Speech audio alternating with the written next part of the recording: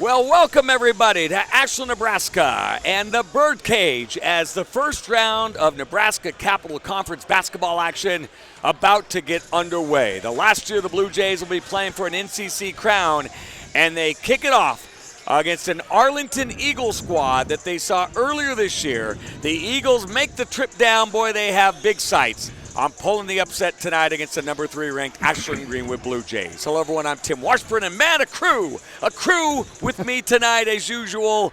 Our junior sensation that is putting together the last-minute touches on the technicals tonight is our own Elliot Gosson, the cross-country wonder. And I'll tell you, we're going to talk a little bit about small-town basketball later tonight, and this guy fits the mold perfectly.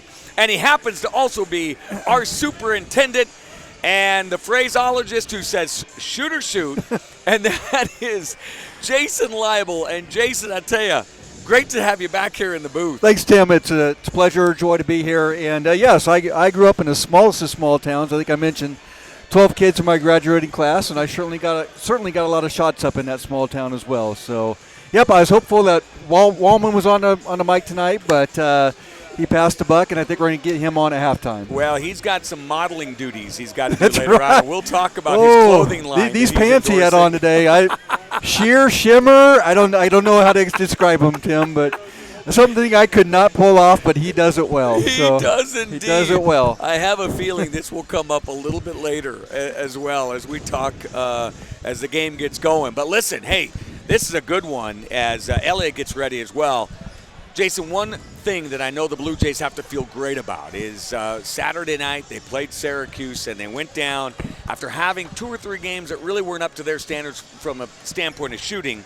They shot 60% from the field, 45% from 3, just 7 turnovers. 3 stats they were really looking to improve. They did just that. So let's start there. What kind of confidence does that give the Blue Jays? You bet. And I didn't make it down to that game, Tim, but just hearing those type of stat lines, to me it tells me that we kind of got back to our style of basketball, and that's sharing the rock, being unselfish, taking care of it, playing great defense, turning that defense into some easy baskets to shoot that type of percentage. And so, yeah, you'll go through cycles within a season. Basketball is a long season. You'll go through maybe a cycle where you have a couple games where you kind of get out of what your strengths are or what you normally do, and I think we got away from that a little bit against some pretty darn good competition. So to get back against Syracuse, who I think they've been improving, to kind of get back to what we do, I think that's a really good sign for us. It was a nice win, and you're right. The Rockets have really been taking some nice steps forward. Now tonight, Arlington, the Blue Jays already beat them 55-23 earlier in the year.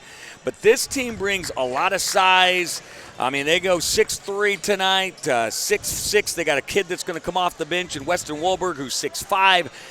Tell us what kind of challenges that poses for the Big Blue. And again, I think we talked a little bit pre-broadcast that comes to conference tournament, you kind of throw the records out the window, right? And that win was our first game of the season. That was a long time ago, and so we also know we're going to get everybody's best shot. We're going to get that from the Eagles tonight. Well, I tell you, folks, we're going to get the playing of the national anthem here.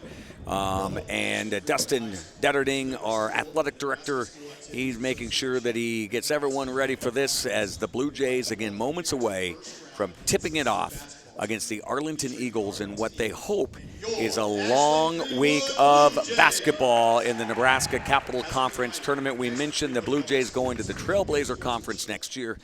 This will be the last year that the Big Blue will be playing in the NCC. And so they want to go out, they hope, with a bang. And so we'll see how it gets started tonight. But let's pause now as Dustin wraps up the introductions, and we now have the playing of the national anthem.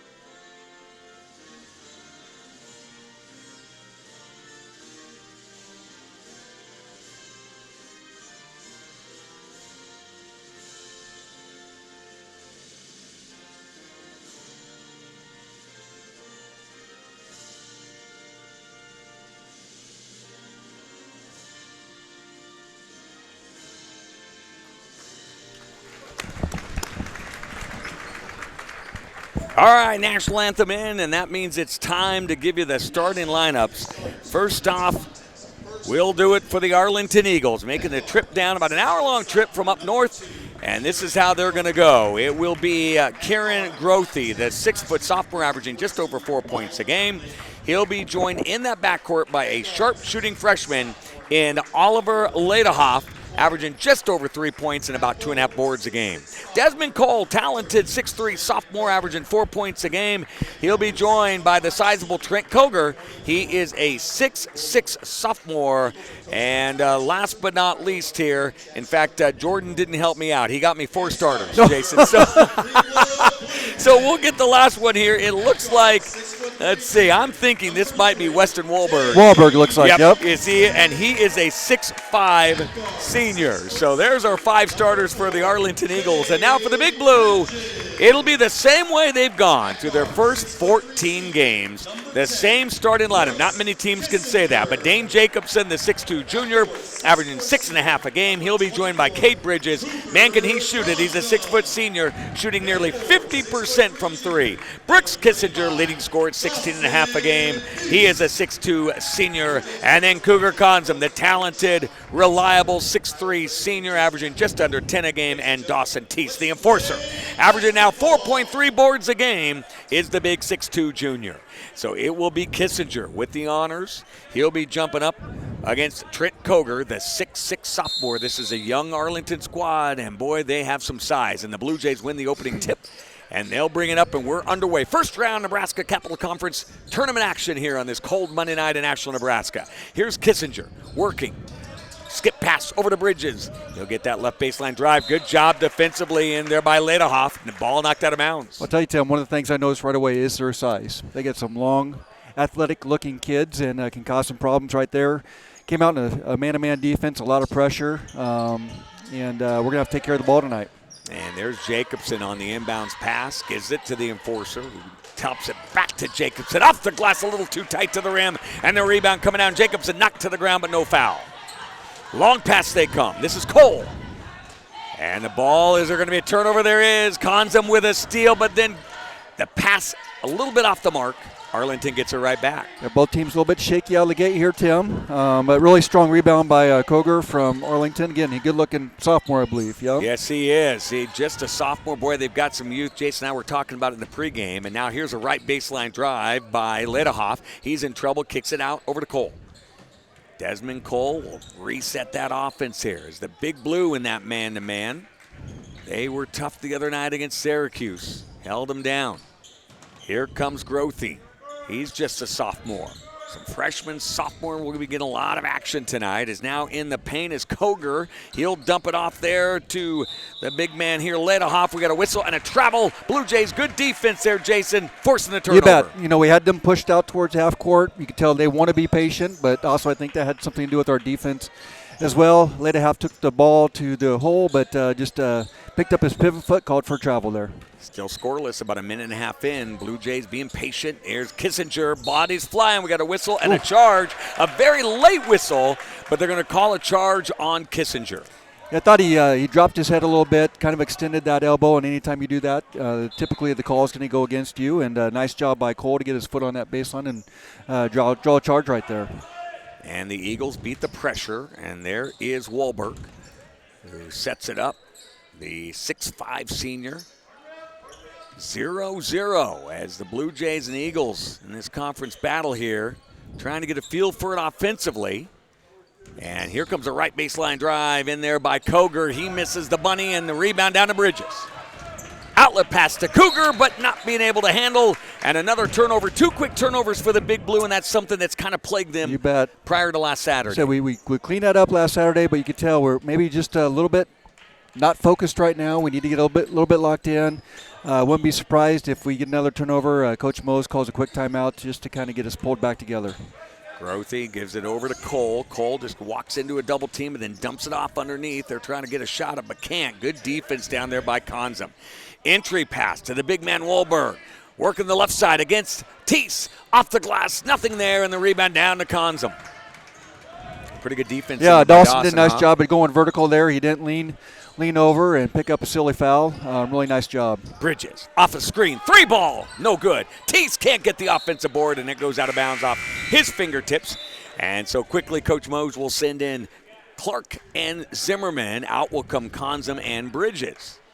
Well, you might see some effects, Tim, of that kind of a big defeat of them early on, and maybe we came out just a little bit unfocused. Seem like we're a little bit flat right now. So again, we need to make an adjustment here, and looks like we're going to do a little bit of trapping on the defensive side of things. They're trying to get something going, and a quick timeout is called by Arlington. They didn't like the feel of that trap. And listen, I'm going to ask both you and Elliot, Jason. A little bit of a late arriving crowd, a little quiet in here tonight. Tell me how that affects both teams. It's a little bit different atmosphere than what we've been used to this point in time. And so, again, I think you saw Coach Mose bring a kind of a running trap to the ball handler there, and I think that's maybe just to get his guys moving a little bit, get them a little bit more involved, and really to pick up the pace and tempo. And, Elliot, you're part of the student body. The student body even quiet tonight. Sitting down, you normally don't see that. So it's just a little bit of a quiet atmosphere, isn't it? Yeah, it's a little bit of an earlier game than I think most people are used to showing up for. But hopefully the student body gets into it and woes the Blue Jays on. All right, Elliot Gosson coming in. He'd been working out, doing a little baseball work tonight. Got in here tonight, running the camera and the technicals for us. Here comes Arlington the other way in this scoreless game, 3 minutes in. And with it, at the top of the key, here's Koger. Koger gave his dribble up, got in a little trouble, but he gives it out over to Lederhoff. Lederhoff, boy, he doesn't really look like a freshman, does he? Well, he does not. Did a nice job of posting up right there. And a little strip steal there as Wilberg loses it. Long pass, it goes down to Kissinger. Nice dive down by Dane to get that steal on the big man. They kick it out. Here's Dane. Nope, he's going to give up the 3, but he'll get to that 2-step jump stop, and then he's fouled in the paint. And I did not see if they're giving him shots or not. I think so. Oh, nope, they called it on the floor. But I'll tell you what, Dane does a really nice job of playing off of 2 feet. Went to a nice jump stop there, powered it up strong. Sometimes when you go off that 1 foot or you're fading away, you're not going to get that call from the official. But Dane does a really nice job of getting that call. Boy, something they really preach here on that coaching staff is Tease will kick it out. Clark on the wing. No-look pass underneath to Jacobson. Beautiful feed by Clark. And the Blue Jays up 2-0. Great feed, and once again, Dane playing off of 2 feet. There might have been kind of an urge to go off 1 foot and fade away from the basket, but he took it up strong and get a nice finish. And back the other way come the Eagles in the paint, working. Grothy off short of the rim a little bit. Who's coming out of there? Offensive board by Wolberg. He's going to kick it out, and there's a travel is going to be called. And, that's a shame because he hit it. That was Trent Koger. But they said he did not. He had already come set catching the ball and then came down on 2 feet. You bet. And we talked a little bit about rebounding pregame, right? And I think they did a nice job against Syracuse with that. But you can tell Arlington's going to attack the offensive glass with their size and athleticism. They've gotten a couple on us. Coach Mo's going to be preaching out, blocking out here pretty quick. You have a feeling, right? Right, you have a feeling. Back the other way, Luke Clark, he's going to work in the paint against Logeman. Logeman did a good job of cutting him off. Here's Zimmerman, who's in the game. Watch for him, folks. Boy, does he play some defense as Jacobson's down on the block. And, there is the 3rd turnover in this quarter. And, boy, the Blue Jays have been just a hair sloppy with the basketball. You bet. You got a head scratcher from Coach Mose down there, too.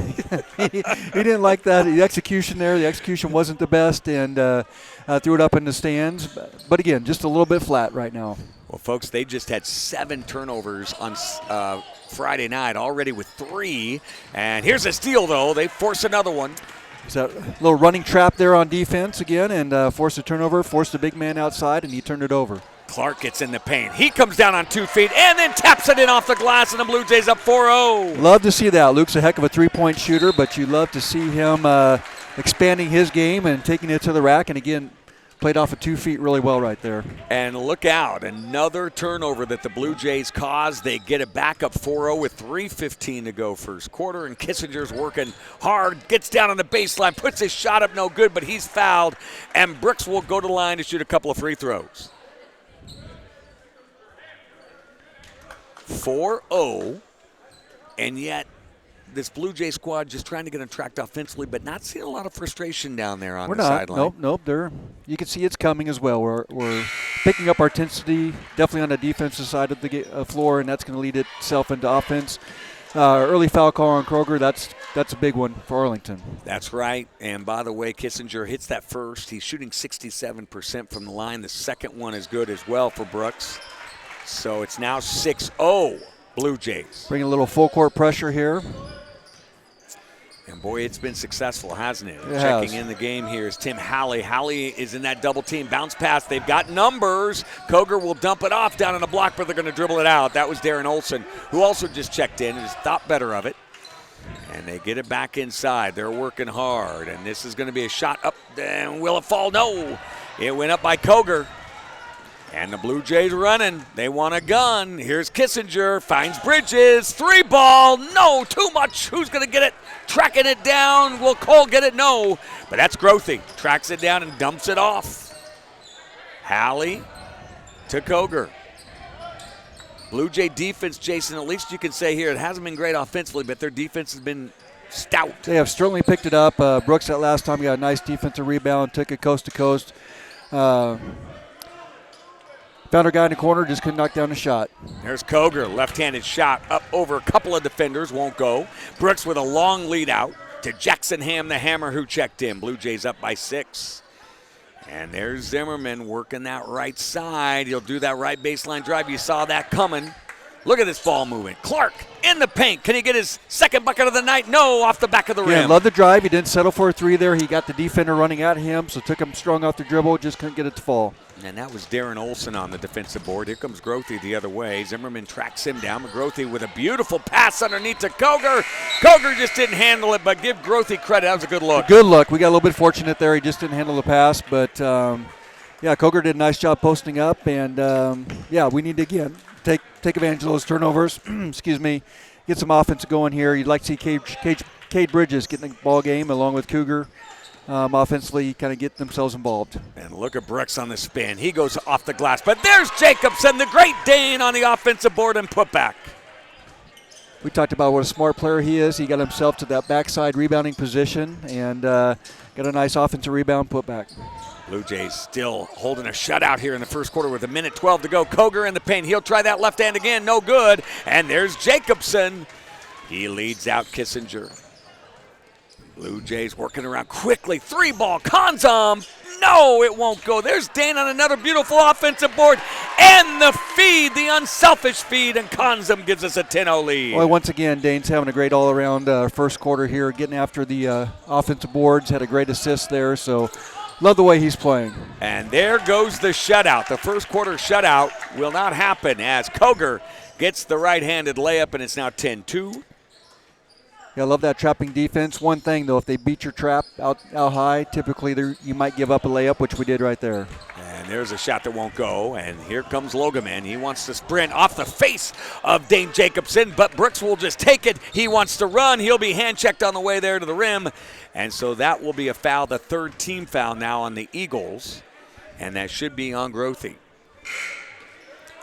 And, Tim, you can kind of just feel the pace starting to pick up, the play starting to pick up on the Blue Jay side of things, and so that's a good sign, right? Good response. Yeah, they just couldn't get it going offensively, but now of late, as Jason said, this latter part of the first quarter, they've been awfully good as Kissinger, look at that step through left-handed layup. My goodness, what a move. So crafty. Again, that comes from just time in the gym. We talked about him being a gym rat, and spun back to his left, got a nice left-handed finish. And here's a steal by Bridges. Throws it out of bounds. If there's one thing Coach Mose will not be happy with is those 4 turnovers in the first quarter. Yeah, too many for the Jays. Arlington's not doing a lot of things defensively against us, and that was just an unforced. Cade knows better. He'd like to have that one back, but certainly unforced turnover there. They get in the corner with under a second to go. 3-ball put up no good at the buzzer there by Darren Olson. But the Blue Jays, well, listen, we're going to take this the half-full route.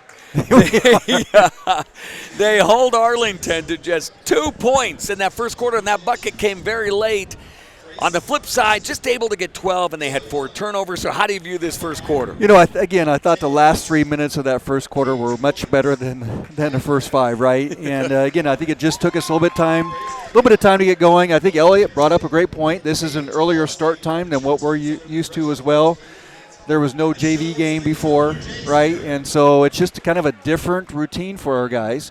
to step in and step right into a varsity game. Typically, you kind of have that JV game to kind of mentally prepare yourself.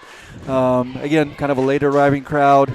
And so, again, I think we responded well, but certainly got off to a bit of a slow start. You just hope that doesn't become a theme for us, especially in the conference tournament. I think we see either Fort Calhoun or Conestoga on Thursday if we take care of business tonight, and we can't afford to get off to a slow start against those teams. And Elliott, the Blue Jays with those 4 turnovers, what are you seeing that's happening to the Big Blue and creating those turnovers? They're just really just rushing, making passes.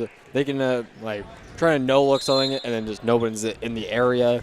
There's stuff that against a good team you can't let happen, and definitely just a product of getting out to try and go too fast and maybe not having the best focus. Good point, Elliott. So here we go as we have the second quarter underway as the Eagles have it to get started. This is going to be Grothy for a 3 out of the timeout break or the quarter break. They had a set play, but it wouldn't fall for the sophomore, and back the other way come the Blue Jays. You bet. Executed it well. Looked good coming off his hand, but just rattled out. And Kissinger, right baseline drive. Look at him get in the air. He's fouled. He'll go to line to shoot 2. He just seems to hang in the air. And if I remember right, there was a comment earlier this year. Not going to let me forget that, and Brooksy probably isn't. I think I said he was sneaky athletic. And that's right. And again, there's nothing sneaky about it. He did a nice job attacking the baseline. Again, playing off of 2 feet. Took it up strong. He gets off the floor quickly. And like you said, Tim, he just seems to be able to hang in the air and draw that contact. He didn't finish there, but had a nice take. And he'll hit both free throws. Came in shooting 67%, which is just trickled up every game, that number. And he's 4 for 4 tonight from the line. The Blue Jays now up 12. And here comes Grothy. Now Cole down on the block. They're going to try to double him. Blue Jays running, trying to pick this pace of the game up. And now Wahlberg in trouble. And he'll throw it away. That's the harassing defense. Long out pass to Kissinger. Left-handed layup. Good, and he's fouled. He'll go to the hole or to the line to shoot another free throw. Well, again, nice job of taking that turnover into a very nice transitional play. I've said it many times already this ball game, but Brooks did a great job again playing off of 2 feet. Took it up strong. Drew the foul for the possible traditional three-point play here. Well, he is already 4 for 4. Make him 5 for 5. He's got 9 points tonight of the Blue Jays 17. Again, we're extending pressure here. I don't know if that. I got the expert Wally World over here. Is that kind of an extended 1-3-1 possibly? 1-2-2. Okay. And here comes Bridges the other way. Shot is blocked from behind by Darren Olson.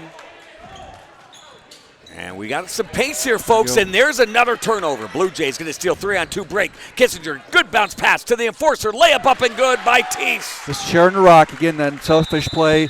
Cade had a nice take, got his shot blocked, but what I love is he didn't give up on it.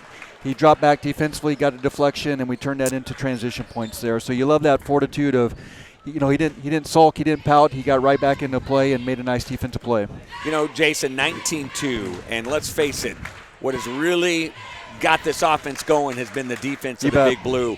When it's working well, and I may have asked you this the other night, but when it is working well, this defense of the Big Blue, what do you see from this defense that makes it so tough? I think we're just so active, right? I mean, quick hands, quick feet. Again, I think we also know how to play the passing angles. Again, I think we have a smart group of kids out there. Well coached, and so sometimes it's not about being the fastest or the most quickest athlete. It's about reading angles, being able to anticipate where the ball is going. I think we do a really nice job of that. And Elliott, back in your playing days when you were playing some hoops, would you have liked to play against a defense like this from Ashland-Greenwood? Definitely not. I wasn't a ball handler, and I couldn't pass, and I wasn't a great passer either. So I was a dude to post up, even though I wasn't very big, but that's what I did.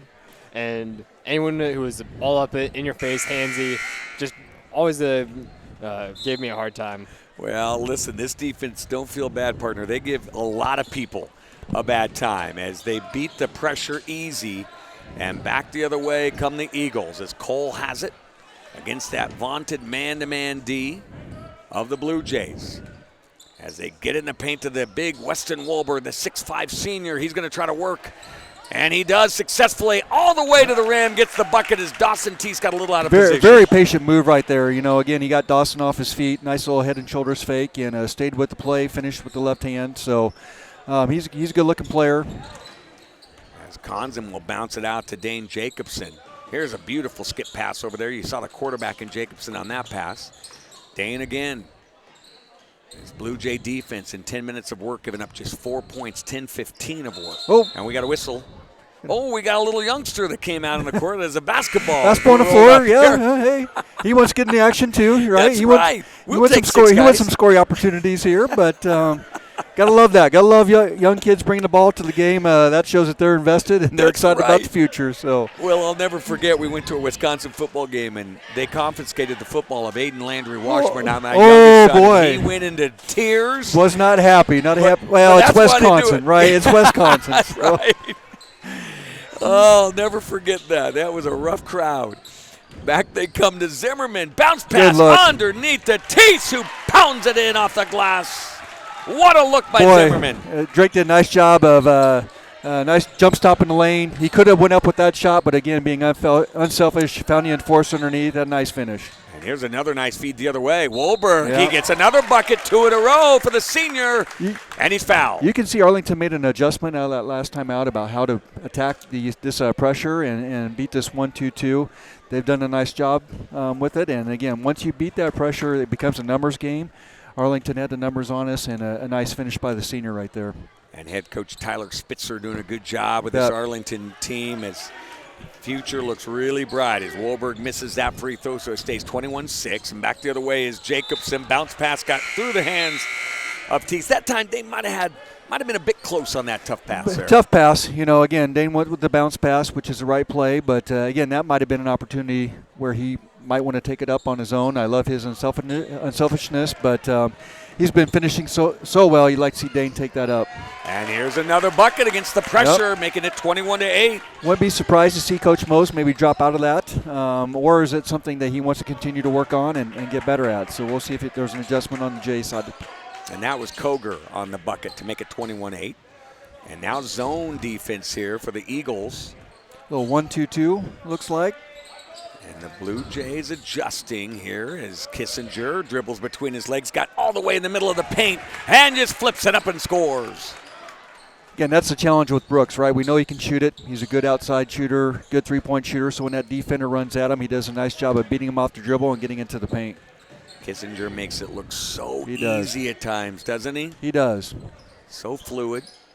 And back the other way here is Arlington down 15. Getting in the paint is Olsen. We got bodies flying. They're going to call a charge. Nice job by Clark to step in there. And he's had a couple charges that he's taken this year. You bet. And showing the all-around game that he's just not a three-point shooter. He's willing to step in there, stick his nose in there, and take a charge. And, again, looks like we dropped back to man-to-man, got out of that 1-2-2, and maybe just an adjustment on our side. We gave up a couple layups, so I'd see us maybe staying in that man-to-man rest of the half here. And by the way, they are now – Arlington has 6 team fouls. So the next foul, the Blue Jays will be shooting a 1-on-1. The Blue Jays with just 2 team fouls. And there's that zone D. Clark down in the corner. Jump stop in the paint. Got it into Kissinger, who finds a wide open Bridges. Bingo! You knew it was going to happen. That looked good. That looked good coming off the hands, and love seeing Cade stay with it and get himself involved offensively. And again, a nice kick out by Brooksy there. And here comes Cole the other way. By the way, Bridges shooting 49% from 3. That's why you said it was a matter of time. We got a whistle and the jump ball. Possession arrow will belong to the Big Blue. Well, most tie-ups, Drake's going to win those, right? Most jump balls, Drake's going to get the better of that, and he did. He's got quick hands, but he's also a very strong young man as well. So, well, we mentioned 197 pounds coming into this. We've talked about it. He's been working hard on the weights, and, tough to win that battle, isn't it? It is, yep. He took advantage of that one. So here they come the other way. With it is Zimmerman. Blue Jays up 26-8. Drake down on the block, working. Absolutely seeing the court beautifully. Look at that ball reversal. The Blue Jays moving it. Looking to screen the zone and getting Cade another open look here. And there's Kissinger, and that time that's a tough shot, and Olsen gets the board. He's fighting to keep it. That time I thought Brooksy faded away just a little bit going that left hand, and he'll make that correction on the next one. And now Zimmerman tips it out of bounds, and it will go off the Blue Jays. So Arlington will take it right in front of the scoreboard here, the scorekeepers. Well, Drake's active tonight defensively, as he usually is. But I think he sees an opportunity. Cole's a good-looking sophomore, but I think Drake saw an opportunity there to maybe be disruptive and get a turnover. And you heard Jason mention that the winner of this team will play the winner of Fort Calhoun and Conestoga on Thursday night. Now we got a whistle and a jump ball, and this time possession arrow goes to the Eagles. Again, it'll be interesting, as Elliot mentioned. That'll be a 6 o'clock game as well. And what type of adjustments or what type of approach do we take into that game if we hang on and win this against Fort Calhoun or Conestoga? Because, again, it's going to be different for us. Yeah, absolutely. And Fort Calhoun, you talk about a team on the improve. Boy, they are. Bet. And here come the Eagles now as they inbound it underneath their own bucket. This is going to be Koger. There's Jackson Ham really walling up Wahlberg down on the block, isn't he? Yeah, I think Arlington wants to probably get Koger involved here. I think he's averaging right at 14 points, 15 points a game, and I think he has, maybe 2 at this point in time? And at this point, he's got 4. Okay. Yep. And there he is. They hand it off to him, and he dribbles behind the back, but nothing doing against Conzum. Cougar doing a really nice job. That's one part of Cougar's game this year that's been a little bit, in my mind, maybe underestimated or underappreciated. His defense has been good. He's a long, athletic kid. He's strong as well, so he can certainly be disruptive. And they dump it down underneath to Wahlberg, and he's fouled. That'll be the 3rd team foul now in the Big Blue. Still going with that trap defense. You bet. Yep, we got a trap in the corner there, and they found a post player underneath, and Brooks was just a little bit late, dropping on the backside, picked up a foul. That's second on Kissinger, by the way. 1:46 to go here in the first half. Blue Jays up 18.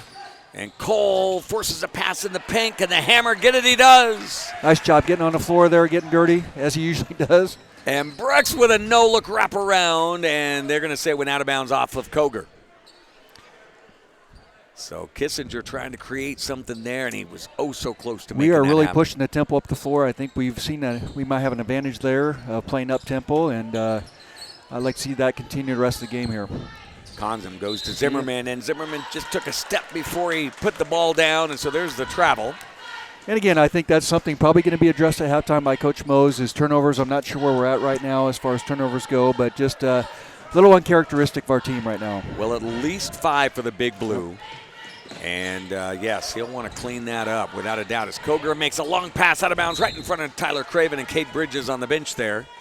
Now, so, Tim, I'm gonna say 5, but we know that Mark Adele certainly has the most accurate stats in land. So we're going to go with 5, but we'll actually see what the count is when Mark gets up here. He is a walking numbers machine. It's incredible. Yeah. It's incredible. I don't know how he tracks it all, but he's amazing when it comes to that. We'll get his stats at halftime, as Jason said, as Kissinger tries that baseline drive, nothing there.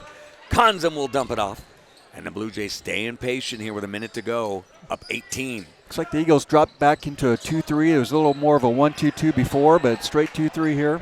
And a nice block in there by Koger on the hammer, but a steal back by Zimmerman goes to Kissinger, who gets it up and over Grothe for a bucket. We got a whistle, and Cole is holding that right shoulder. He got knocked to the court, but I think he's going to be okay. Well, and Drake did a nice job getting on the floor there once again. Again, you can kind of see us picking up that effort, that attitude, and getting after loose balls. And, again, that feeds right into the offensive side of the game. So Arlington will bring it up. Just under 46 seconds to go. Long pass, it comes down here to Ladahoff.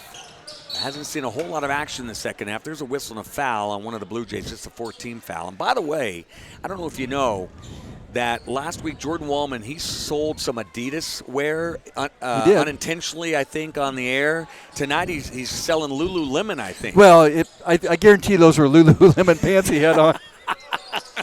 He had on today. And, again, I'm just jealous because I couldn't pull that off. Nobody pulls that off like Wall Dog does here. He is the model, and we got a whistle and a foul. Yeah, I am not going to lie. I'm jealous. And he mentioned his tennis shoes. He mentioned changing into tennis shoes at some point in time, but I got to say, I didn't see him the rest of the day. I'm hopeful he was teaching the rest of the day and just not looking in a mirror at his fancy pants. But well, yeah, and, again, like I said, the only reason I bring it up, I couldn't carry it. No. And I'm jealous. Well, and then he pokes the bear. He comes up here and says how over the years he's been getting smaller, right? He's losing weight over the years. And yes. Tim and I certainly can't say that, Tim. I keep getting bigger and bigger.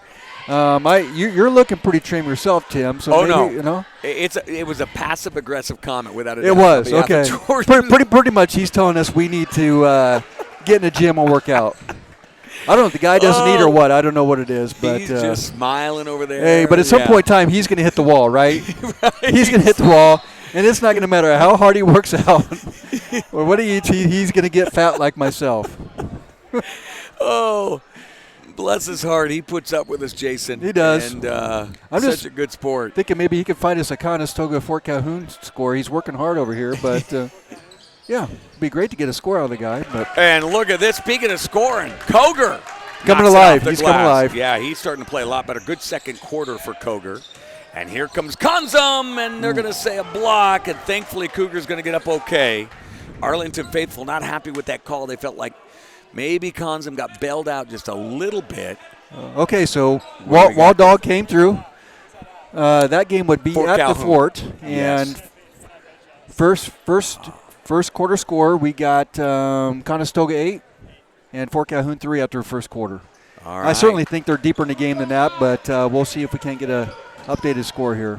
And at the buzzer here, just off the mark, and the Blue Jays go into the half with an impressive 30-10 lead here. And I'll tell you what, that was a quarter, offensively.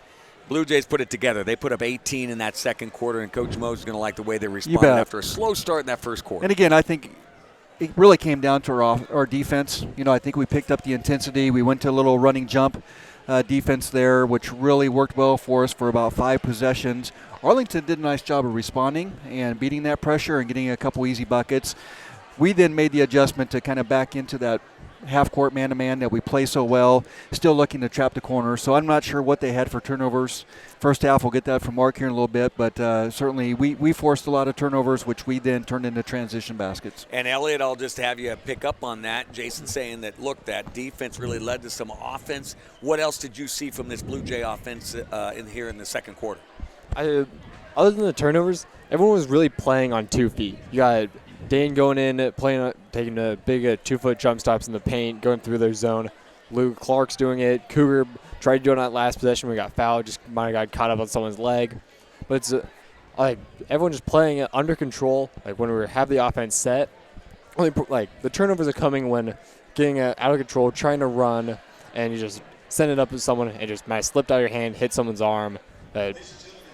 Yeah, Coach Mo's going to be so happy to hear you say that because that's what he wants. But also, a guy having a great first half here, Jason Brooks Kissinger, the 6'2 senior, coming into this game averaging 16.5. He's already got 13. Wow. And having a really nice first kind of a half. quiet 13. I know he was having a nice ball game, and kind of what makes it a quiet scoring half is that he also had some nice rebounds and some nice assists, so it wasn't just about scoring for him. But, yeah nice half for him. And, Elliot, what do you see in Kissinger's game? He's so silky smooth that we've already talked about, but what do you see in his game that makes him so tough? He's just able to finish. No matter how he goes up to the basket, he pretty much always, he drives into the lane, and there's no contact. He's probably going to make the basket, no matter the contest.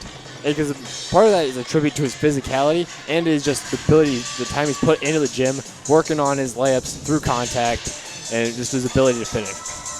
And, Jason, one of the other things that Coach Mose is going to like, you mentioned it, Trent Koger, the 6'6 sophomore, came into this game averaging 14.5, but the Blue Jays have held him to just 4 in this first half, so the defense really working on one of their better players. I thought we did a nice job of forcing him away from the basket. He got a couple post touches kind of later in that half, but for the most part, we made him a perimeter player. Which with his size and athleticism, he's definitely more effective underneath. Well, it's time for Mr. Mark Adele, who will rack those numbers. And as he gets his headset on, once again, the Blue Jays lead 30-10. And Mark, first off, Mark, we're going to have you just turn that microphone just down a little bit right towards your mouth, partner. There you go. All right. So, Mark, Jason's been waiting for this on these numbers. So tell us what it looks like. Pretty good. We are 11 for 21 from the field, 53%. Started off slow, but just 1 of 5 from 3. But I swear, John Sunvold said, if you're a shooter, when you're hot, shoot. If you're not hot, shoot till you get hot. I Now, love wait that, a Mark. minute. I love John that. Sunville, Jason Leibel, I think, said something like that. Shoot, I just said shoot or shoot. Yeah. I love it, Mark. Oh, Missouri grad, right? Missouri That's boy, right. John Sunville. And yeah. we need Cade to keep shooting those threes. He'll warm up eventually. Yeah. And so we're 1 of 5 from 3, 7 of 8 from the line, 88%. They are 5 of 14 from the field, 36%. You notice we got 7 more attempts than they do, and I'll get to that in a minute. They're 0 for 2 from 3, 0 for 1 from the line. Rebounding, we've out-rebounded them 11 to 8. 3 offensive for us, 1 offensive for them. Now to the turnovers. Yeah. You know, Coach Mose won't be happy. We've turned it over 7 times, few careless ones, but we've turned them over 15 times. So we've done a good job. This could be the Blue Jays, the best defensive team in the state. Definitely the best man-to-man defense, I think. Without a doubt, Mark, thank you very much for that. You heard the turnovers, and you talk about the best teams in the state. That's a wonderful segue because we got going on Twitter a little bit this week. Don't put me on camera. I got a face for radio. Jordan's going to step in here. We just had a little fun with this on Twitter the other day because your father, of course, played for that great Philly team in 1978-79. And it's so great because obviously Jason's father also coached against that team in 78-79. And so first off, we put a thing on Twitter you sent to me, 120 points they scored without a three-point, three-point line. And I bet your dad would argue that they got to be considered one of the best, huh? It's tough in Class D, but they had a bunch of athletes, a bunch of guys who played college basketball, college football, but they had 7 guys over 6'3" playing Class D basketball. Wow! So 78 straight wins, 2 state championships, and a runner-up. Very, very good. What are we looking for? My briefcase. I got a note. Oh, is it's it? Over there. Elliot, can you grab me Yep. that? So they had the longest winning streak in Nebraska history until Wahoo beat it in the 90s. We know how great those teams were. So yeah. And Jason, boy, your perspective is interesting because your father had a chance to coach against that team. Just a lot of great memories as a kid. I mean, great memories because you watch great basketball, but probably not the best memories for my dad. He had some really, really good teams come through Lewiston at that point in time. Brad Armstrong, Terry Pella, Bruce Harder, just some outstanding players. But at that point in time, they always seemed to meet in the sub-district final. And at that point in time, I think if you were the higher seed or had a better record, it was hosted at your home place. So typically we played Philly in the sub-district finals in their gym. And typically that didn't pan out real well for Dad's teams. And so I think Dad always kind of felt like he had some state caliber teams. Unfortunately, they just ran into a buzzsaw against the Philly group. Yeah. Go ahead. No, go ahead. Well, I just the reason I wanted my briefcase because my phone was in there, and I got a shout out back on that tweet from Jay Toomey, who's kind of a Southeast basketball historian, and he said Alan Weiss was an absolute beast on that team. And then, of course, he mentioned that holding the record for consecutive wins, but a guy like Alan Weiss as well, probably a name you know as well. Alan Weiss was two miles away from us, my dad's best friend. I was kind of taught, and then my sister was maid of honor in his daughter's wedding. I grew up right there with him. It was kind of crazy. I was tossing some names out to Mose, and we tossed out a Jeff Van Eperen. He's out in Holdridge now, and Mose is like, holy crap, when did the name stop? DeBoer played it in Nebraska. Stan Leonard's was 6'7". But the funniest thing is that all these guys now go to the church that my parents go to. So looking down those lists, and I saw them last Sunday and all that stuff. So. Can you imagine the stories that they tell? But here's the biggest thing I want to hear from both of you. It's so hard to compare what's one of the greatest high school teams in Nebraska history because, you got 4 classes back in those days, just 4 classes, not 6. But why can they make that case, do you think?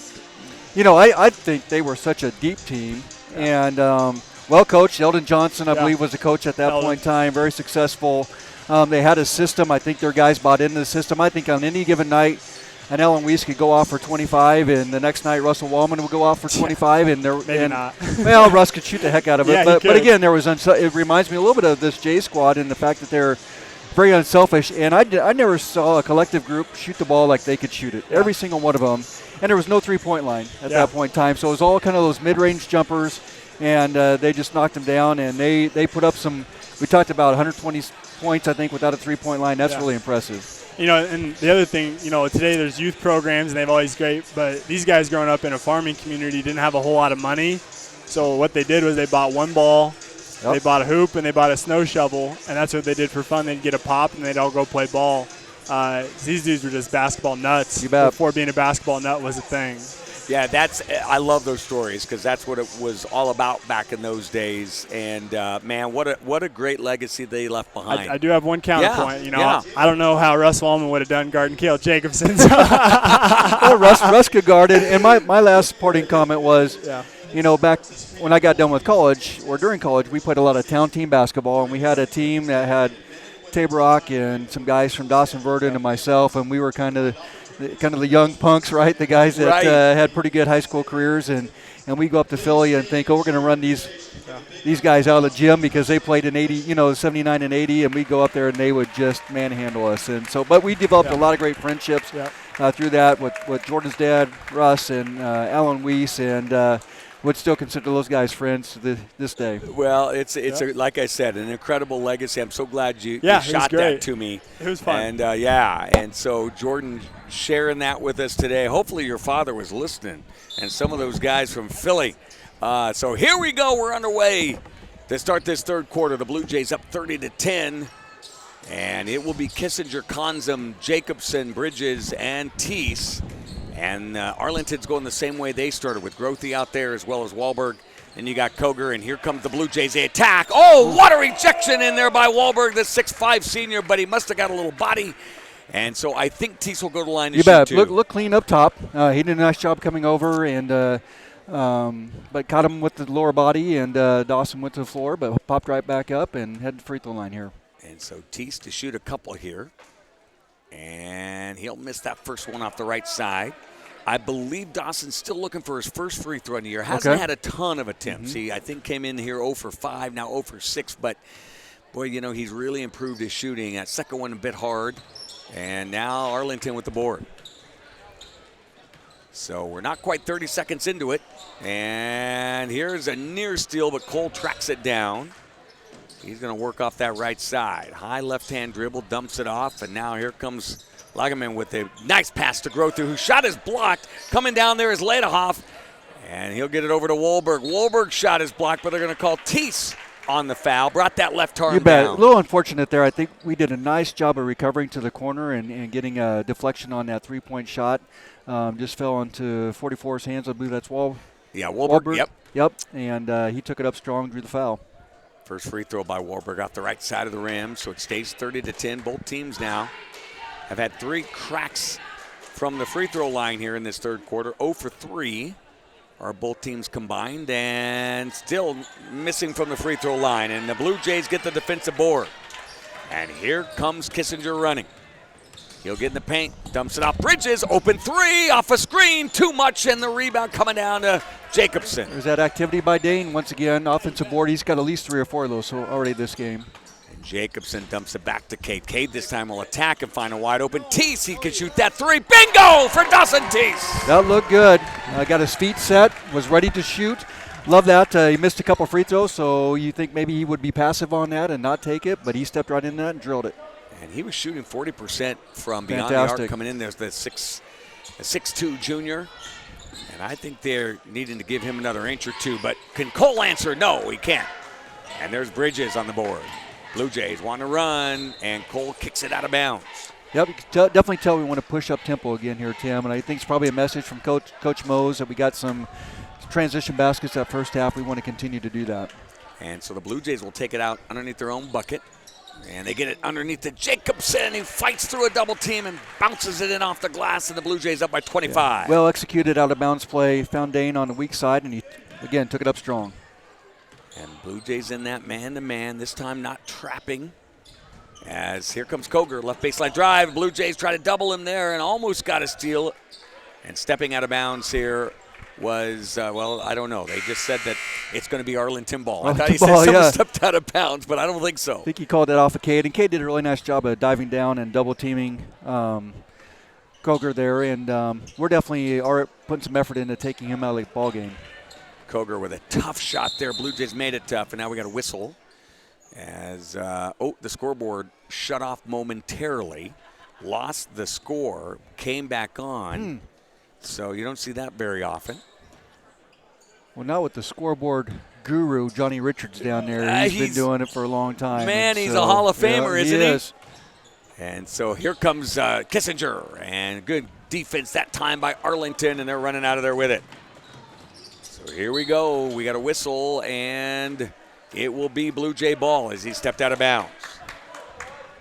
Yeah, Grothe had a nice pass there. Sophomore, he's a good-looking little guard for them, and those are the kind of those plays when you're a freshman, sophomore. Maybe you're not executing them, but you can see as they continue to grow and get better, they're going to have a nice group by the time those guys are juniors and seniors. Look at Konzum attack as he gets that shot off the glass, and the Blue Jays up now 27. Blue Jays again shutting out Arlington here. Almost got a shutout in the first quarter. Gave up just 2 points, and the bucket came late. Now look at Zimmerman. He just jumps in, takes it away, gives it over to Konzum. Bridges looking, dumps it off to Kissinger. Shot is blocked. What do we have here? Yep, and possession arrow will go to Arlington. Yeah, nice defensive play there by Koger. He ran the floor well, got back in defensive position, and again, good-looking athlete there. Well, the Big Blue come out here and they've answered. And Elliot, your thoughts here on how the Blue Jays have started out this third quarter of play? They've been going back to their up tempo. Just came out in a little bit of a press on that last possession, but back to have it quick. Definitely trying to go look and run the floor again, because that's how they're having success in the first. And the Eagles working patiently here against that man-to-man defense. 37-10. Big Blue trying to get to the semifinals of the NCC. So is Arlington, and Kissinger will knock it out of bounds. In comes Luke Clark, out go Konzum. Clark's had a really good game tonight. He really has. He's been active, again, showing that he's more than just a three-point shooter. Played well defensively. He had a couple nice drives to the basket. And he's going to continue to have to be an X factor for us, right? As we get deeper into the season and then into championship play as far as districts and that trip down the state, we're going to need a guy like him to step up and knock down some shots, and he certainly can do it. Boy, that depth plays such a key role when you get into the postseason. And here's a lob underneath. Wahlberg working against two, tries to step through, and I believe he double dribbled. Yep. Ended up, I think he was trying to kick it out, lost his footing, and just took that dribble. I think our guys do a nice job of just maintaining their position, going straight up, not reaching in, not making that silly foul, and forced him into a turnover. Jacobson working around the perimeter here. Semifinals of the NCC tournament. And we heard earlier Fort Calhoun was down to, obviously, Conestoga after quarter one, and here's the ball knocked out of bounds. The winner of this game gets the winner of that one. And in comes Ham and Bridges. Out goes Teese and Kissinger. Teese really improving offensively, and just about 2 weeks ago averaging 2.1 boards a game, now averaging 4.3. You bet. I love his game. And again, he understands his role. Get in there, bang around, use his strength, use his athleticism, rebound. And there's a turnover. X factor. I mean, he's that guy that you need to have on the floor to be successful. Again, not always going to see it as far as the points go, but what he brings to the table is just as equally as valuable as the points. Kind of came from nowhere. He was on varsity last year, but got very few minutes, and all of a sudden just erupted going into his junior year. And Bridges single-handedly gets a steal, working in the paint. He draws a crowd, so he gives it off to Clark, and he's fouled, and he'll go to the line to shoot a couple. Boy, Luke's active tonight. Getting a nice basket cut right there. Looking to attack, just not camping out behind the three-point line. And I think that was Cade found him cutting through the middle and getting himself to the free throw line here. The Blue Jays see the court so well, don't they? They do. I mean, guys just cut instinctively, and here's the first free throw up and good.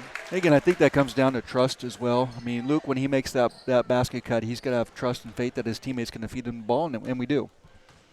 Second free throw by Clark, and he got them both. Came in here just shooting 54% from the line, but goes 2 for 2 there. And the Blue Jays cruising along now at 39-10. And we got a whistle, and a push is going to be foul or called here, I think, on Zimmerman. He kind of went through Tim Halley, and credit Halley. That's taking on a big man there, Drake Zimmerman. That's a strong kid. That's some major contact. And probably on our part, we just didn't communicate that very well. We didn't call out that the screen was coming, and ran Drake into a screen there. Drake had a great year on the football Yes, he field did. as nigh back, so he can run through a few backers in his life. And here comes Arlington. Down 39-10, but still working hard. As that's Halley. Dumps it off in the paint to Logaman. Logaman got a man in the air, but misses a little bunny, and rebound down to Jacobson. He'll go to Bridges. There's Zimmerman now. Man-to-man for Arlington. They played a little bit of everything tonight as Zimmerman looks at that three. And now here's an open three for Bridges, but he says, I'm going to try to drive this. 1 of 4 tonight shooting. Here's Jacobson for a three, and it will not go. But there's an offensive board by the Hammer, and it went off his left leg. Boy, what incredible ball movement on that possession, Tim. I mean, we had 2 or 3 guys that could have taken a fairly uncontested shot, but Drake did a nice job of driving down the paint, found a wide open Dane in the corner. Just one of those unlucky ones, right, that didn't fall. But I love the Hammer's activity tonight, too. So let me ask you, Cade Bridges, 1 of 4 tonight shooting the three. And that time it looked like he had an open three, but he said, you know what, I'm going to tuck it, I'm going to drive here. Your thoughts on that? You know, personally, maybe back to the shoot comment. I love it. But personally, I'd like to see Cade take that open shot just to kind of get himself not in just rhythm for tonight, but rhythm for Thursday. And you'd never want to see kind of that confidence dip. Now, he's a confident kid, but I'd like to see him step in and take that. Yeah, I that's why I asked, because – you know, he's such a good shooter. Came in shooting 49% from beyond the arc. Wow. So that's impressive.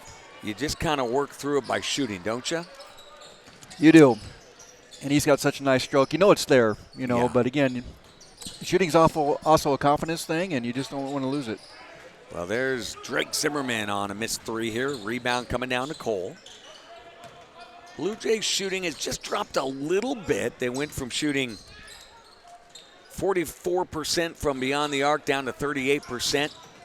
But that's going to happen because they played some nice teams, too, when you play Platteview and such. And look at Wahlberg work inside. Can't get it to go. And Jacobson pulls the defensive board out of there. Very nice move. Just didn't finish. Got the hammer off his feet and didn't quite finish with the right hand there. Bridges with one hand.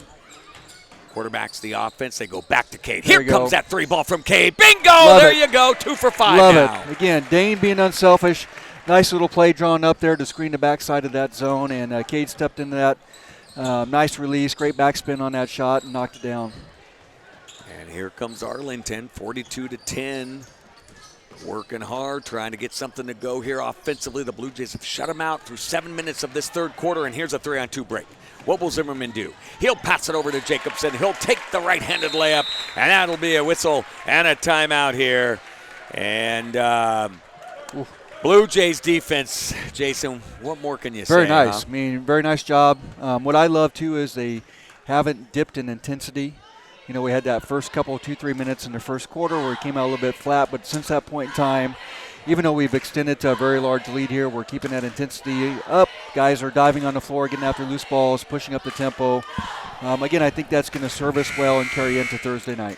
And Elliott, again, we've talked a lot about this defense, but what are you seeing here? Coming out of the break, you're up, 30-10 were the Blue Jays, and yet that intensity continues to be there, shutting down Arlington through most of this quarter. Yeah, as Leibel was saying, just dudes getting on the floor, grabbing it, just reaching out. If a Arlington player puts the ball in a bad spot and doesn't have a strong hand, someone's just trying to grab the ball, take it away, and stuff like that. Like that's going to get you ready for postseason basketball and championship basketball. Just taking every advantage you can get. And that's a good point as they are gearing up. We're more than halfway through, Jason, this season. Yep. And this is when you want to start seeing that improvement, right? You don't want to see those dips, right? You definitely want to be playing your best ball at the end of the season. Again, a conference tournament is a great time to see if you're improving because you get a lot of games in a short amount of time against good competition. Koger misses the jumper, and Zimmerman will work through the middle of that defense. Again, quick ball movement by the Big Blue. Rated number 3 in Class C2 behind Ogallala and Wahoo. Ogallala is taking over the top spot. Here's an entry pass down there to Kissinger. I'm guessing probably get 2 or 3 minutes out of these guys on the floor right now, and probably have some reserves in, which is valuable minutes for those guys as well. And certainly you want to keep these guys healthy for the rest of not just this tournament, but the rest of the season. No doubt, up 44-10 as Kissinger works in, pushes Wahlberg off. No whistle there, and Wahlberg pulls down the defensive board, and then a whistle and a foul, I think, on Zimmerman, who came through. Kieran Grothe, the 6'1 sophomore. Might be one of those times where Drake's just too darn strong for his own good, right?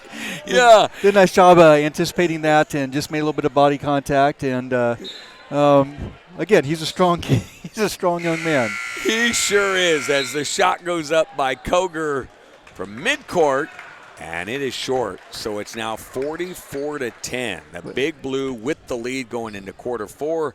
Jason, tell me what's on your mind. Well, I got a text message from Tom Walsh. You know, Tom is a guy that is all about serving others. Yes, he is. So he gave me an update on the Conestoga Fort Calhoun score, and at halftime, the Fort Calhoun 19, Conestoga 15. So we got a battle there. Right, and they really played a good second quarter because they were down 8-3 after one. Yeah. Right. So it'll be interesting to see how that one plays out the second half. I would anticipate Fort Calhoun playing at home might be who we see on Thursday, but again, conference tournament time, you never know. Right. Blue Jays would absolutely host as long as they can get through this quarter on Thursday night. So make your plans, folks, to get down there. I'll ask both of you, hey, conference tournament time, there's nothing quite like it. Jason, you played in some big ones. Walk us through what this environment can really be like when you get to the later rounds. You know, it's going to build, right? I mean, we had a late arriving crowd, but we got a nice crowd here tonight. But as you get into Thursday, Fort Calhoun or Conestoga, they're going to be coming off a win. Again, coming in and playing the number 3 team rated in the state. You know, they're going to have a good crowd here. And then you get into championship Saturday, and that's a lot of fun. Gym's typically packed. I think we have probably DC West is the number 2 seed on the other side there. And UTAN over there as well. And I believe DC West is hosting as well. That's right. And so if you get into a final with DC West or UTAN, who's really close by, anticipate there's going to be a good atmosphere there for the boys game. That is going to be a ton of fun. And Elliott, I know the student body's ready as we see some new players in. Oh, here's Derek Tonjes on a nice pass from Landon Mose. But Elliott, student body gets into this too, don't they, at this time of year? Yeah. Especially like some of these first games, it's of the conference tournament's like, oh, it's conference, doesn't really matter. But after you get a couple of wins, like, oh, might as well start playing for the trophy and bring it home, fill in the trophy case, and everyone kind of gets into it at that point. That's when it gets fun, doesn't it? And speaking of having fun, Derek Tonjes, the freshman, just got a bucket, and he'll go to the line to shoot. And this is a kid that's really playing some good basketball, isn't he? You bet. And we talked about Arlington having some good young players. Derek certainly falls in that department as well. He's just going to continue to get better and better. Again, a gym rat. You see his vehicle at the gym all the time. Puts the time, puts the effort in, and so he's got a high ceiling. Now Wahlberg working. By the way, Arlington, we mentioned it in the opening. They got a ton of freshmen, sophomore, juniors that are going to be around. They do lose Wahlberg next year, but my goodness, Koger just a sophomore. And here's a 3 by Cole, put up and he'll knock it home. There's one of those sophomores right there. That's right. On spot, Tim, with that one. He's got a nice-looking shot, and he's a long, athletic kid. And here comes Cal Kissinger. You got Latterhoff, who's just a freshman. Logeman, a sophomore. Grothe, a sophomore. Boy, they've got some talent coming up here for the Eagles, so this will be a fun. They continue to play after this year. Don't know what next year's schedule brings, so this will be a fun one. As Tonjes gets in the paint, looking, finds a man in the corner, that's Kissinger. Younger brother of Brooks, that's Cal Kissinger.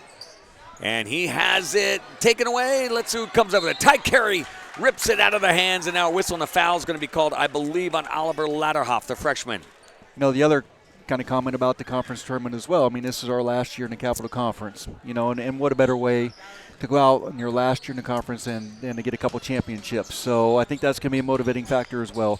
And on the flip side of that, you know, if I'm a DC West or a UTAN or Fort Calhoun, the opportunity to knock us off in our last year of the conference, it can go both ways. I was just going to say, Jason, you read my mind. Yeah, they know the last year out, they're like, hey, let's do everything we can to spoil their party raising. if we can. That's right. That's right. As Ty Carey on the ground, we got a whistle, and I think a foul is going to be called here on Weston Wahlberg. 47-13, the Blue Jays rolling along. They did shut out Arlington. Arlington was not able to score in that third quarter. I don't know if we've seen that all season long, so that defense mighty tough for the Big Blue. I love, I said it before, but maintaining that intensity. There could be kind of a notion to kind of drop down a little bit, drop your intensity off a little bit, but we certainly didn't do that. As Landon Mose will find Isaac Carson, who steps back for a three from the corner. The junior can't hit it, and there's Olsen on the board. They're running out of their growthy, trying to make a long pass, but good job by Cal Kissinger, one of the freshmen we discussed, who knocked it out. When we talk about valuable minutes for this group that's on the floor right now, I think they have a reserve game tomorrow, but then, of course, they don't have a JV game or a game the rest of the week. So these are important minutes for these guys to get, and kind of bonus minutes, icing on a cake during a conference tournament to get them some minutes. Koger will try a three. Ball goes right out of bounds in front of the Ashland crowd. As that's John Reed, the longtime owner of Ashland Pharmacy, Reed Pharmacy. He's in retirement now. Yep. Comes to all the games, doesn't he?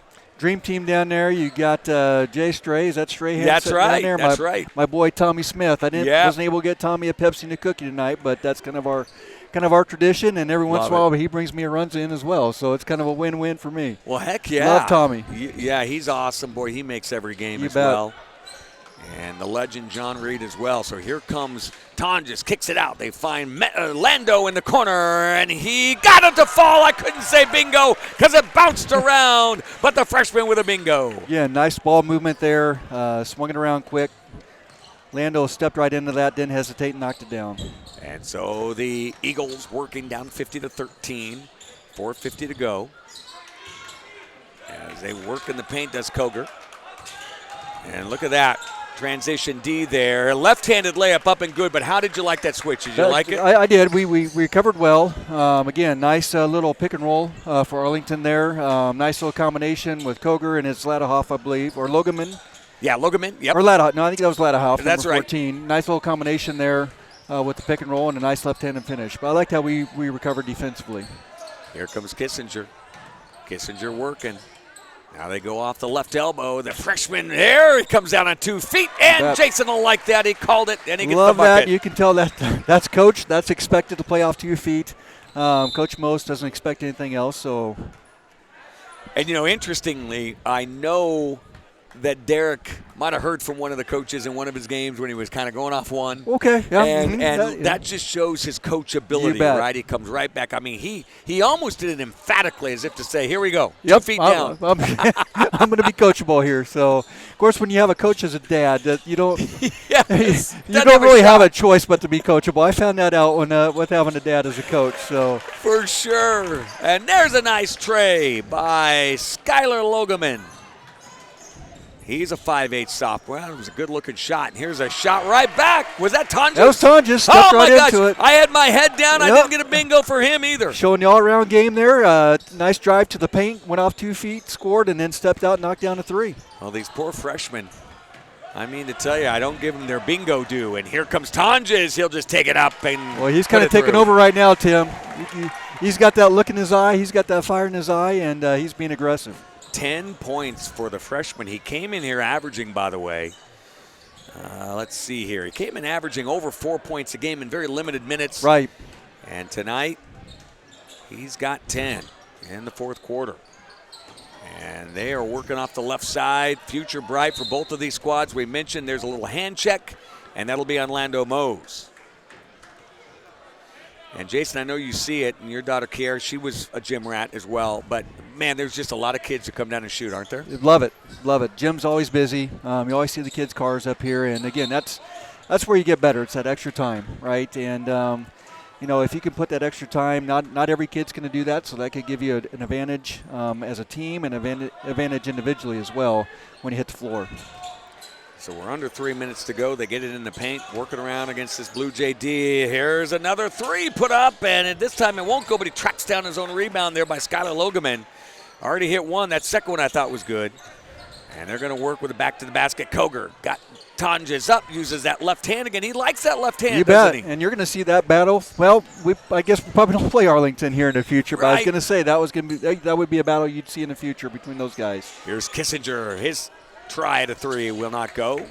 But an offensive board for Tonjes. Ty Carey with a beautiful dish to Isaac Carson and the bucket. Boy, I love seeing that from Ty. Again, opportunity there where he could have been a little bit more selfish and taken that up with the left hand, but found the open man underneath the basket. Great dish. Man, really good look by Ty Carey, the junior. Back the other way. Here's a three-ball put up, no good. Who's going to track it down? Will Isaac?